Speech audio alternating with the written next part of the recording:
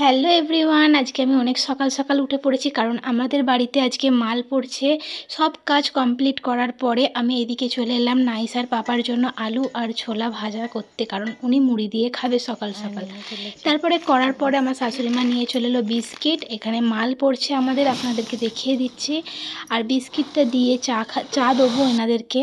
আর নাইসা ওইদিকে সকাল সকাল উঠে পড়েছে, কারণ ও সকাল সকাল ওঠা এখন অভ্যেস হয়ে গেছে। সকাল সকাল উঠলে একটু ওর মনটাও ভালো লাগে।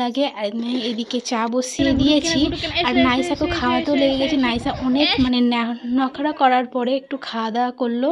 করার পর আমি এদিকে মিস্ত্রিদিকে চা দিয়ে চা শেষ।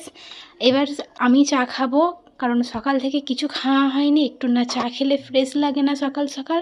আমিও একটু চা খেতে খেতে আপনাদের সাথে ভিডিও করে নিচ্ছি। আর চা শেষ করতে না করতে আমার শাশুড়ি মা নিয়ে চলে এলো শাকটা কী শাক অবশ্যই কমেন্ট করে জানাবেন। তারপরে মাছ দেখা হবে পরের মিনি ব্লগে। Bye guys.